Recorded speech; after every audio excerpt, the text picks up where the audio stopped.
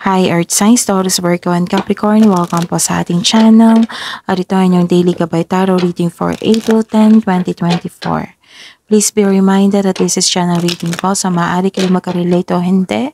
Just take what resonates.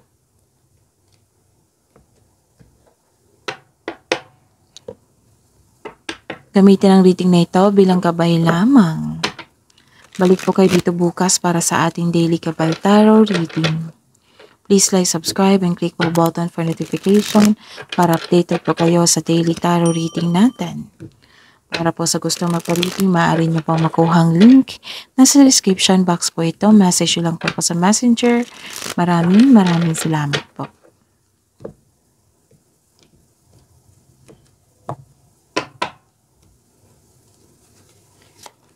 Spirits Guide, mga ganap po ngayong araw na ito, April 10, 2024, para po kay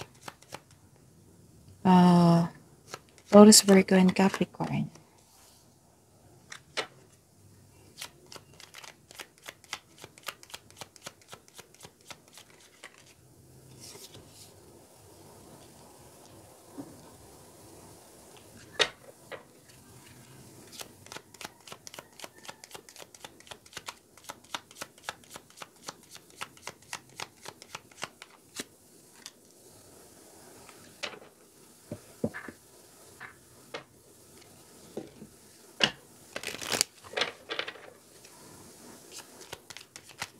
Spirits guys, mga mensahe po para kay Taurus, Virgo, and Capricorn ngayong April 10, 2024.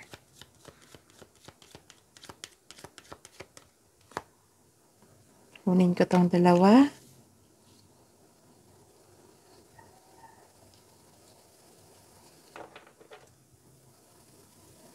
Okay, Taurus, Virgo, and Capricorn, may nakita ko dito, nag-overthink kayo. So this is the clarification talaga na lahat ng signs ngayon nag-overthink. It might be nagkaroon kayo ng time na mag-isip kayo kasi bakasyon or holiday kung hindi ako nagkakamali. So, ayun. Kailangan nyo makawala dyan kasi naguguluhan kayo eh. Naguguluhan, nahihirapan, nagkaroon ng doubt, hindi klaro sa inyo. May nakita ko dito, may na-receive kayong letter or message. Pwede din na dumating na yung pera or cheque na hinintay nyo. Nakita ko dito na love is blooming. Marami kayong may bagong romance, maliligaw, pwede. Pwede din naka-receive kayo ng unconditional love towards to your family, from your family. So, ang message sa inyo dito, simplify your life. Go deep, explore your roots. So, nag-iisip talaga kayo. Kayong lahat. Wow.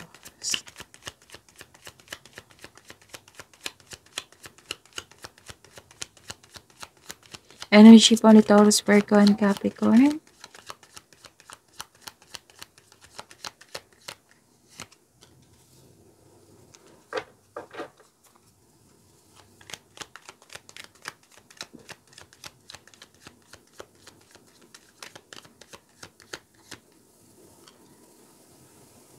Nagkaroon ng new beginning.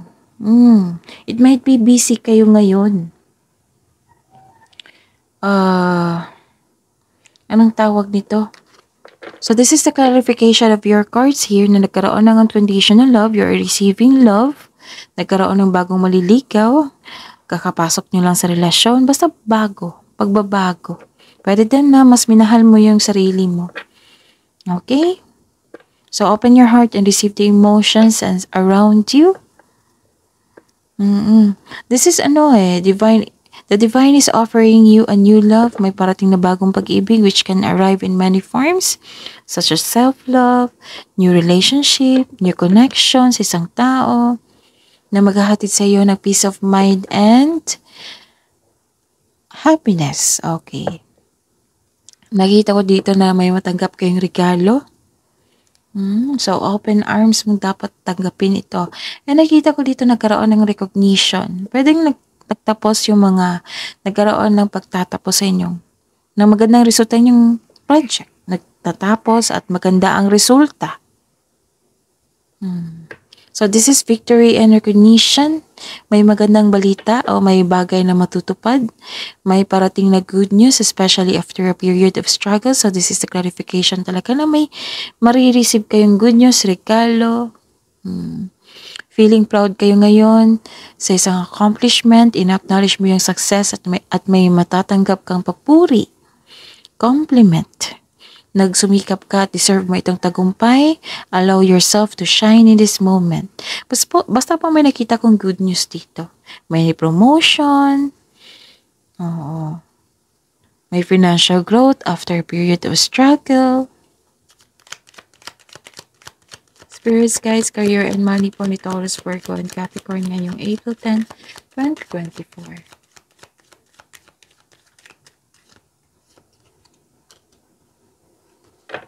Pero itong victory na ito, celebration na ito, ayaw nyong i-celebrate. Siguro pagod kayo.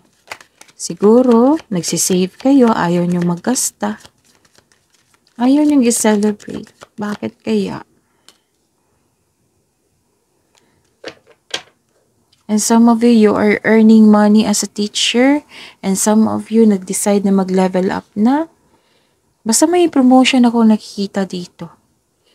Pwede din nag-decide kayo na mag-try ng ibang career. Career change. And nakita ko talaga dito na ayaw nyong i-celebrate. Siguro pagod. Pwede din nag-celebrate kayo pero na-drained ang inyong energy kasi partying too much or nagkaroon ng sobra sa alak. Okay? And some of you, you're earning money as a teacher. Tapos some of you, gusto nyo mag-level up, mag-take ng masteral, mag-take ng seminar para magkaroon ng karagdagang kaalaman. Nag-aaral para magkaroon ng new skills, ganon. Nag-decide kayo na mag-level up. Yung masunod yung tradisyon sa career and money nyo, ganun. Okay?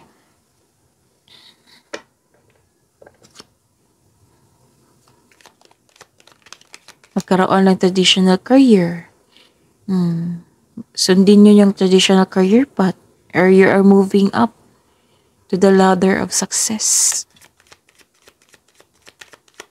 Wag po daw kayong masyadong mabait, sabi po dito.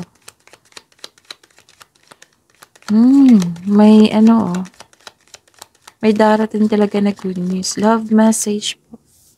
Self-love, partnership, and romance.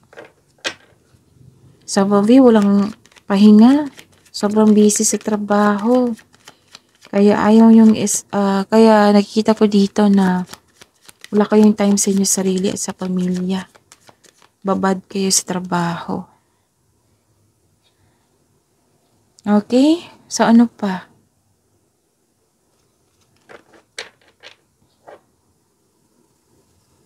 Babad kayo sa trabaho, tapos sobra na kayo sa trabaho, na-burnout kayo.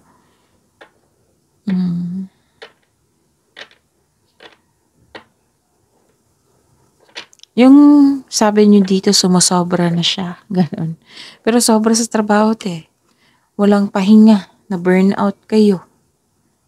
Tapos sabi dito na minsan naiisip nyo na ayaw nyo mapag-isa, natatakot kayo.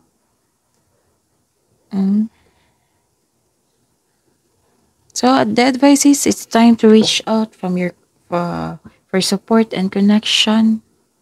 Kasi nakita ko naman dito na sobrang suporta ng family niyo sa inyo. Okay? Ano pa?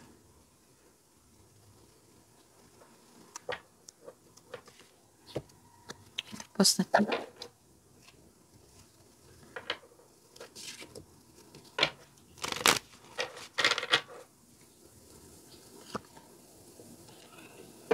So your potential is endless.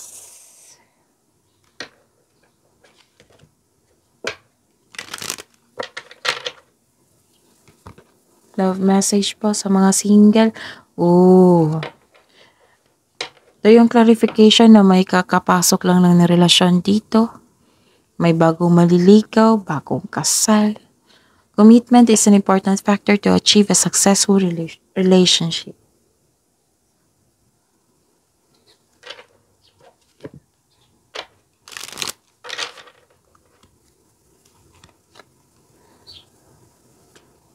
Pagbabago.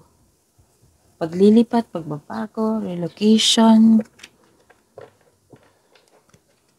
Let go mo daw yung mga iniisip mong nangyari na. Kasi kung kung hindi mo ito makokontrol, mas lalong hindi magkakaroon ng pagbabago. See? May bagong pag-ibig, a new romantic cycle begins. Spirits, guides, angels, archangels, guardian angels, message from Archangel Jophiel, go outside, get some fresh air, and connect with nature to relieve stress and gain new creative ideas. So that is our reading, Taurus, Virgo, and Capricorn. For today, April 10, 2024, please like, subscribe, and click bell button for notification para updated po kayo sa daily tarot reading natin. Maraming salamat po.